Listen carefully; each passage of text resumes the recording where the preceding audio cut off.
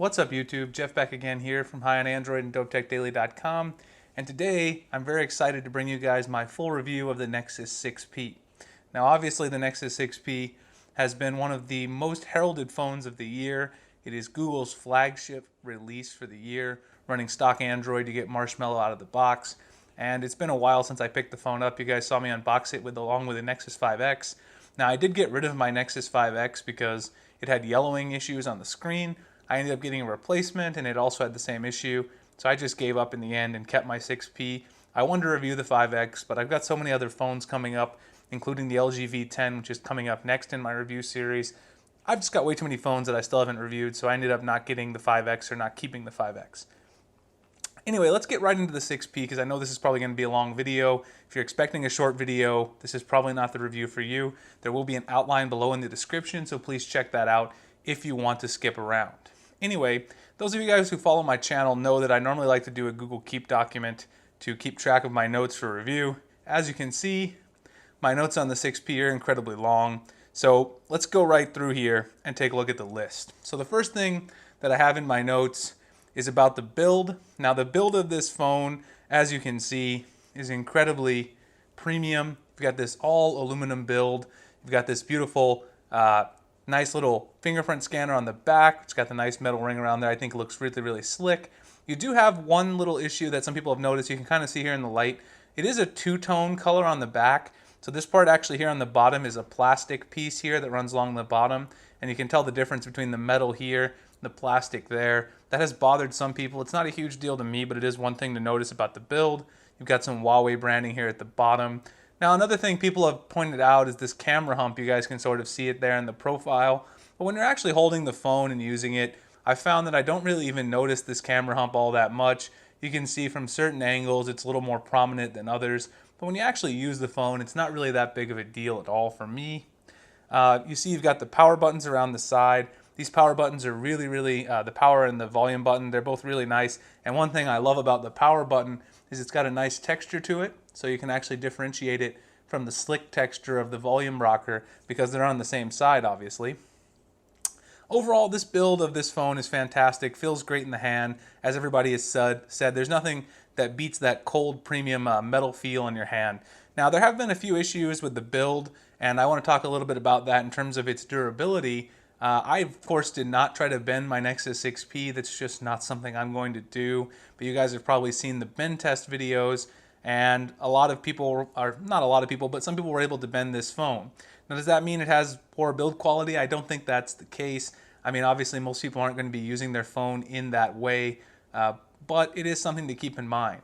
Now, one thing I did notice on mine personally is that the phone does scratch easily. Now, I used this phone for about a week before I put a case on it. I got the official case from Google, and I already have a scratch right here. It's going to be very hard to see on the camera. Very top corner of my phone right there, you can see I've got a little scratch there right near the chamfered edges. So it's very hard to see, but I think you can see it a little bit near the top with the zoomed in view.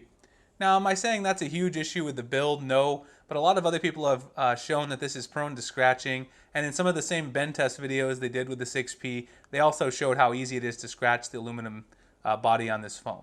Now, is that a huge problem? Not really, but it's something to be aware of. The other thing on the build, even though it is premium around front, the speakers, you have two speaker grills here and on the bottom, and also you have sort of a little gap around the edges here, and on the gap around the edges, and also you can sort of see there, and also the speaker grill, those are prone to getting dust caught in them. Now, it's not a huge problem. You can either use a dust remover with a compressed air, or you can just brush it out with a microfiber cleaning cloth. But that's another thing that I've noticed, that these speaker grills and also these edges right near the chamfered edges, they do get some dust in there. It's not a huge problem, but just something to mention. All right, so let's go back in and take a look really quick. So I mentioned the two-tone back. We mentioned the build. We mentioned the dust. And again, as I said here in my review notes, I highly recommend getting a case if you're rough on your phone and you're going to get the Nexus 6P. I would get a case just because of the scratching issue. You're most likely going to scratch this up if you put it in your pocket with anything else, in my opinion. Keeping with the hardware and around front of the phone, the speaker quality, I mentioned the speaker grills. You've got your dual stereo speakers, the one here and the one up top. We showed those speaker grills already. Those speakers sound fantastic. These speakers definitely give some of the best speakers in the business a run for their money. The Moto X Pure, the Nexus 6, the HTC One M9. The loudness level on these speakers is very good. You can listen to music, take calls, whatever you're doing, and you're not going to have any problems. I definitely think the speakers are one of the big selling features of this phone. Now, of course, that did make the phone a little taller than some people would like, and I'll talk about that in a little bit. But the speakers on this, I give an A+. They're definitely one of the better things about the Nexus 6P. The hump, we already sort of talked about that. That's really going to come up to preference if you can deal with it or not. But you can see on the camera there, it really is negligible. It doesn't look nearly as bad as it did in the original photos. When we saw the leaked photos of the Nexus 6P, everyone was freaking out, thinking that this camera hump was going to be a huge problem. But you can see from most angles that you hold the phone, you can barely even notice the camera hump in my opinion. So if that's going to bother you, I mean, obviously it's something to consider, but I think if you get it in person, you're going to find it's not a huge deal. That being said, as I mentioned already, this phone is a really large phone, and especially the height. So the height makes this thing hard to use sometimes with one hand. Now I have pretty big hands, so I haven't had any problems. Plus I've been using phablets forever. It's really my favorite phone size, is 5.7 inches. But you can actually fit a Galaxy Note 5. I didn't bring my Galaxy Note 5 over to the review desk today, or I would show you guys this. But you can fit a Galaxy Note 5 in the front profile of the Nexus 6P. Now that makes it a very, very large phone. And of course, from side to side, it's easy to reach. But if you need to go all the way up to the top corner, if you have small hands, this is definitely going to be a stretch for you. So if that's a problem, that's one thing to keep in mind. This is a large phone, and it's actually taller than most phablets. The only phone that really comes close to it in height, disproportionate to its screen size, is the iPhone 6s Plus, which has a huge bezel, which makes it incredibly tall, despite its 5.5-inch total screen size. And again, though, even though it's tall, you also get the dual speakers. So it's not like they made it the height that way for nothing. And also, you've got this camera module on the back. We'll talk more about that in a bit. The next thing is the display. So the display on this guy is fantastic. You guys can kind of see there with a nice stock wallpaper. You can take a look at a few of the other ones that they've got. Overall, the display looks excellent no matter what you're viewing. If you're viewing video, if you're viewing photos, you're viewing text. Now, if you want to compare it to something like the Galaxy Note 5 or the S6 Edge Plus, this thing is not nearly as saturated as the AMOLED panels on there, but it's not nearly as washed out or undersaturated, I would say, as the LCD panel on something like the OnePlus 2 or any other phone where you're going to have an LCD panel. It's really a nice compromise between the two, and you get excellent viewing angles. You can really view the phone pretty much anywhere. You also get pretty solid brightness. I don't think it's nearly as bright actually as the Note 5 in direct sunlight because of the brightness boost on the Samsung phone. But if you crank up the brightness to full on the Nexus 6P, you're not going to have a problem most of the time. Here in Arizona, obviously, we get super bright sunlight all the time, so I have a great chance to test things like that. But the brightness is definitely usable in pretty much any environment at all. And the colors are a great balance between the AMOLED and the LCD panels. I think it strikes a really nice middle ground. The text is super sharp. Pretty much everything that you would want to read on here is going to look fantastic. You're not going to have any problem reading that at all. Let's see, what do we got next here on the Nexus 6P review? The next thing I wanted to talk about between the Nexus 6P is the battery life and its comparisons to phablets in its class. So the battery life in this phone is actually one of the best in class, and of course that has to do with the Marshmallow doze feature, which we'll talk more about later.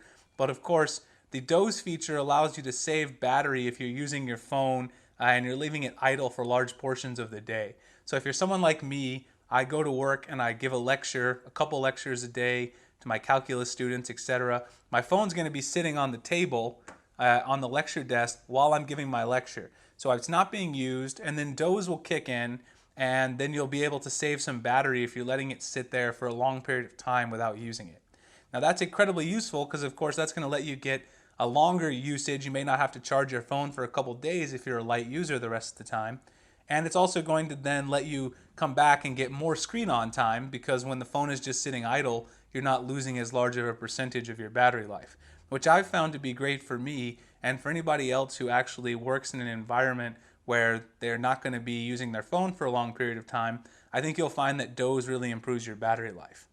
Now, I averaged about 4.5 screen on time, you guys can see there, but you can stretch it to 5 depending on if you're just doing web browsing, maybe Hangouts messaging, texting, whatever, using Slack, some sort of text-operated app. That's not going to drain your battery too much, and you can easily get 5 hours with this. I think Doze really benefits those who are letting their phone sit, and that's really going to be where you see some battery life improvement if you're one of those people. Now, compared to the Note 5, I would say it's about similar.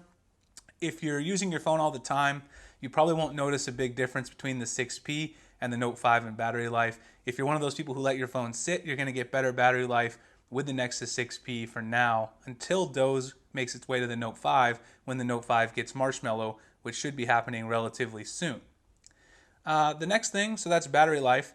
The next thing, of course, is that you do have quick charge included with the USB-C type connector.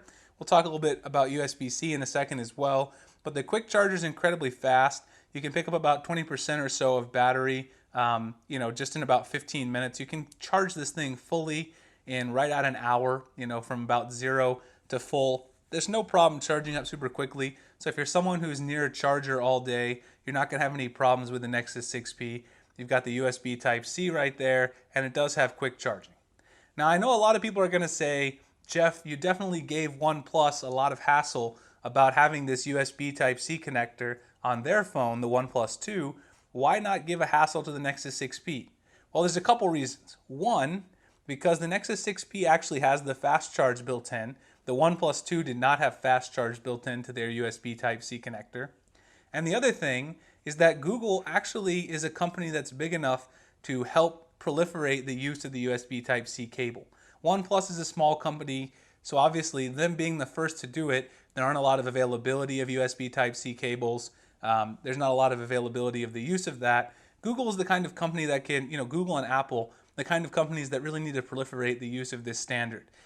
And they're also using it in the correct way by bringing fast charge, bringing these other features. And given that Google included 2 USB-C cables with the Nexus 6P, both a long one with the charging brick to charge it up and a shorter one for the data transfer, I have no problem with the USB-C Type-C cable in this case. I've been able to store the smaller cable in my car. I can connect this with Android Auto and use it no problem. So that's one of the reasons why I was hard on the OnePlus 2 for having USB Type-C. They didn't exploit any of the features that were useful for USB Type-C, like fast charging and quicker data transfer. Of course, one of the downsides is on this phone, you don't get wireless charging, which is a damn shame because Google made that sort of a trademark of the Nexus line. This phone is all metal, and that was one of their reasons for not including wireless charging. Also, they said, oh, it has fast charge, but I still would have liked to have seen wireless charging in this phone. It's not there, so if wireless charging is super important to you, that's something to consider when picking up this phone. The next thing, of course, you guys have seen me using it the whole video, that's the fingerprint scanner, and it's one of the best in class. This fingerprint scanner is lightning fast, it's incredibly accurate. You can see you don't even need to turn the screen on in order to use it, which is one of the best things about the fingerprint scanner. Some fingerprint scanners like the LG V10, I'll talk about that in my review of that phone, you need to first turn the screen on. This one you do not. You just rest your index finger there and it's on. And this thing is pretty damn accurate, about 99.9%. It's my most accurate fingerprint scanner on any of the phones I have, including the Note 5 and the iPhone 6s Plus. Now, what's the downside of that? A lot of people have mentioned this in their reviews, and that's if you're like me, you work at your desk all day. I'm at my desk editing videos or doing research, grading papers. I got my Nexus 6P right here. It's on the table, and I want to pick it up and use it. Well, I can't use the fingerprint scanner because if I keep it on the desk, it's on the back. So I've actually got to pick it up if I want to open it with the fingerprint scanner. Now, of course, you can just turn it on and then use your swipe pattern, and open the phone that way. That's no problem, but it does negate the ease of use of the fingerprint scanner, which is kind of a shame because if you like the feature, it's super accurate. You're going to be used to using it all the time, and then it's not going to be there, and that's going to be a little disappointing for you. All right, so the fingerprint scanner is excellent. One feature that's not on the Nexus 6P that I would really have liked to have seen is the double tap to wake. I don't know why Google did not include that. That's something that could have helped, that when you've got it on the desk, you could double tap to wake, then swipe and put in your pattern. I don't really like having to turn on the button, then swiping and then putting in my pattern. It's not a huge problem, it's just a minor inconvenience, but there's really no reason they couldn't have put double tap to wake as a feature on this phone. All right, so the next thing, of course, is the lack of expandable storage. There's no microSD card slot in this phone, which is a shame because if you get the 32 gig version, it may be a bit of a problem. You might be running out of storage if you want to store a lot of movies, a lot of photos, a lot of music, but there is a 128 gigabyte option for only $50 more. So of course, it's not that big of a deal. Just something to mention since there are other phones out there. And if you're a rooting or a ROM junkie, like we are at High on Android, you know how valuable a microSD slot can be to store a lot of those backup ROMs that you might want to switch between when you're using your Nexus 6P. And of course, that's one of the big reasons to get a Nexus device is the ability to unlock the bootloader and all the development that goes with the devices. So of course, again, not a huge problem, not a deal breaker, but something to be aware of when you're purchasing the phone. The next thing we have is the performance. The phone has the Snapdragon 810, and this phone performs super well. This is definitely the coolest running Android phone that has the Snapdragon 810. I played a ton of games with this phone. One of my favorite games, new games, is Table Tennis Touch.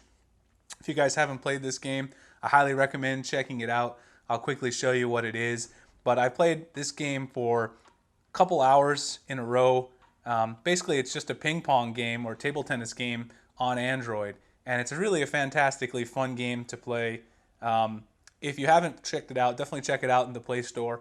But this game can be a little bit intensive on other phones. I played it on the LG V10 for a while, and the LG V10, it's pretty difficult to play behind the camera.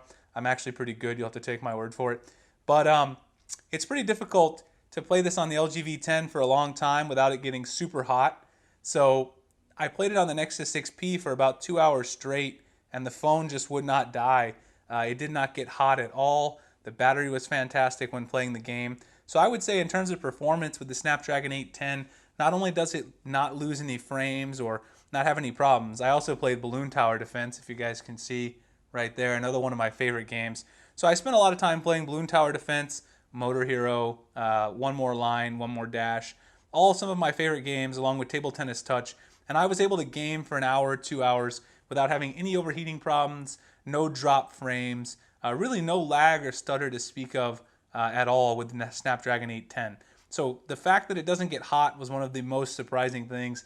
I haven't noticed any stuttering on my other phones, but they do get super, super hot, especially some of those earlier in the year with the Snapdragon 810. So it's great to see that this one doesn't really have any heating issues at all, especially since it's a metal phone. It's going to get even hotter if the Snapdragon 810 does heat up. All right, so the next thing to talk about is the software, and of course you guys know the big draw of this phone is of course it's running Marshmallow Android 6.0 on board. You can see right there. Actually, the factory images just went up today for 6.0.1, so you'll be able to flash those, and I'm going to do that after this video. But of course, a few of the advantages, just to talk about a few of them, is you got your system UI tuner. You guys can see I've turned that on there at the top. You see the little wrench. You can go in and mess around with some other options with your system UI tuner, which is right here. You know, it's fun for some and not for all, which basically means if you know what you're doing, you can play with it. If not, then don't. You can mess around with your quick settings, toggle those, and also play with your status bar. You know, try to unclutter your status bar by turning off some of the things that are up there as well. And you can choose to show your embedded battery percentage or not. Even though I do show it on mine, if you ever look at the very top, it's really hard to see unless the thing is full. My friend Tim Schofield mentioned this in his review of the 6P or the 5X. That's a little annoying, but I leave it on anyway because sometimes I want to see exactly how much battery I have remaining. One of the other big features, of course, as you guys probably know, is the Google Now on tap. You hold down the button there, and it'll try to bring up any information about the current page reviewing. Seeing I was looking at a review of the Google On Hub because I bought this router actually. I might do a review of that. Who knows if I have enough time. But I was reading some other reviews of that, and it gives you some search results where you can then check out Netgear, you can check out TP-Link, you can check out the model number on the router itself, and then search on Google. So of course that's a super key feature that Google marketed at I/O. It's a really useful feature to have. The one place I use it a lot is when I'm in a movie app and I might want more information, like if I'm in Flixster. You know, if I'm in Flixster, if I'm in one of the apps reading about a movie, I might want some more information about a given movie than that's already in the app. So I can just click on Google Now on tap, and then I can get some more information about, actors, also get the location. Now some of this stuff is in the Flixster app, but sometimes, you might want to go to YouTube, check out some trailers, see news about the movie, more images, etc. So Google Now on Tap's really great. Sometimes I forget to use it, but I think as I get more and more used to Marshmallow, I'll use it more and more often. And then of course the other big feature, which I've already mentioned, is the doze feature, which improves the battery life tremendously on the Nexus 6P. It really extends your battery life if you're leaving the phone dormant for long periods of time. And of course, one of the biggest reasons to get the Nexus 6P is that you're going to have great software updates continuously. And also, if you want to, you can root your phone, install custom ROMs, unlock the bootloader, all those various good things that we like to do over at High on Android. So I definitely love the Marshmallow Android 6.0. It's my favorite Google OS. It definitely is the smoothest. It polished all those things in Lollipop that were buggy, and now we get a beautiful material design UI along with a really, really usable software interface as well. The next big thing, of course, is the camera on the Nexus 6P. And if you go into the camera, there's not a lot of fancy controls like you might find on the Note 5 or you might find on the LG V10. But what you do have is you have some really nice pictures you can take. Now, if you go up here, you'll see you have HDR mode, HDR+. If you turn that on, you're going to get some of the best pictures possible. You guys can see there, I've got my Beats pill. You can take some really great pictures. You can see right here if you have it on HDR+, the one downside of that is that it does take longer to take the picture. You can see there if I turn it off, then let me go back, turn it off, then the pictures get taken a lot faster. Now I highly recommend if you're going to be taking pictures and you really want them to get the cleanest look, you definitely want to turn HDR+ mode on. The Nexus 6P does great in low light situations and in well lit situations as well, obviously, but really good in low light situations with HDR+ on. You're going to get some great pictures with low noise. So I'm going to take my picture of my camera here as well. You're going to get some great pictures with low noise, even if you have not really that great of lighting. Obviously I have good lighting here, but if you take it, outside at dusk, I took a lot of pictures. As usual, if you guys want to go over and check out the Instagram, I'll show you guys my Instagram really quick. I always put sample pictures over there. Let me show you guys a few of the ones that I took. Oops. Show you a few of the ones I took with the Nexus 6P. If it's going to load. Of course, my Wi-Fi will stutter. Okay, so a few that I took with the Nexus 6P. This is one I took of the GCU campus, the landscape outside. A few other pictures I took with the 6P. This is a picture of my Concords on Halloween. I took a selfie with the front-facing camera on the 6P. I took a picture of some salads, some other organic things. This strawberry one, which I thought was really nice. We got a really nice bouquet on the strawberry there. You can see you got the blurred out background, looks really nice. So a lot of pictures, they're all tagged on my Instagram if you guys want to follow me. It is jspring86. You guys can search for my name and follow me over on Instagram. But overall, I think the camera is fantastic. It's definitely the best that Google's ever put on a flagship Nexus device. The Hump ended up being worth it because of this larger sensor that was made to go in a point-and-shoot retail size camera. We definitely get nice performance in low light, and with HDR+ even better. So if you can leave HDR+ on, sacrifice a few seconds on the speed of taking a photo, you really improve the quality of the pictures. The front-facing camera is also really good. I shot a vlog on the front-facing camera of the Nexus 6P. So if you guys check out my last vlog, you can see the front-facing video quality, but it's quite good. And you could also see the selfie I took on Instagram. They're all quite clear and the video is quite good. You don't expect a lot out of the front-facing camera. You guys heard me say I hated the front-facing camera on the BlackBerry Priv, but that is of course because the front-facing camera on the BlackBerry Priv was a 2 megapixel shooter. It looks super grainy with no detail at all. But the front-facing camera on here is pretty fantastic. The rear camera is passable. It takes good video. So I definitely have to say Google stepped it up this year with the Nexus camera. So sort of the last bit here to say with the Nexus 6P camera, when it comes to the video, a few other notes is that you have 4K video, you have 30 frames per second. So if you want to take 4K, it is limited to 30 frames per second. And you also do not get optical image stabilization. So those are just a few features that are missing from the camera. Obviously, those aren't huge deal breakers, but you do get nice video when you're taking it at 1080p. You can get slow motion video up to 240 frames per second, but it's just if you want to take 4K, you're going to have to do it in 30 frames per second, and you don't have the optical image stabilization, but in HDR Plus, it seems to be not a huge problem at all. And then, of course, the last bit here is the price, availability, and my final thoughts. So overall, at $499 base price for the 32 gigabyte model, which is what I have, I think this is the best value you're going to find in Android overall. It's got an excellent build, it's got a great camera, it's got a super fast fingerprint scanner, the performance is great, the phone doesn't overheat, you've got beautiful software, the latest software, you've got the ability to do custom ROMs if you want. You're always going to have the latest security updates. Everything that all makes it a huge win. Even though USB-C is not widely available, which I mentioned with the OnePlus 2, you do at least get the fast charge through the USB-C in this case, which I think is also a win. I would have liked to have seen wireless charging. I would have liked to have seen double tap to wake. But those are just a few minor features that are not huge problems for me. In my opinion, I think this is definitely the best value at $499. And for those of you who like stock Android, it's definitely the way to go. But as you can see, my final thought here, and I'll get into this more because I'm going to do a top 5 phones of the year, I would still pick the Note 5 as my phone of the year, mainly because of the S Pen features. It does everything the Nexus 6P does, but it has the S Pen features as well, has a better camera, in addition to having, in my opinion, a slightly better display, just because I prefer the AMOLED. It's all about preference though. The 6P is really close to the Note 5 in every way possible, and that's really the bottom line. It's really just your preference versus stock Android or the extra features on the Note 5. Alright guys, that's my full review of the Nexus 6P. I hope you enjoyed it. Drop a comment below, let me know what you guys think. You can find me on Google Plus and Twitter, the link's in the description. Check me out at news.hionandroid.com, dopetechdaily.com, and the link's in the description as well. And I'll see you guys in the next video. Thanks a lot for checking it out.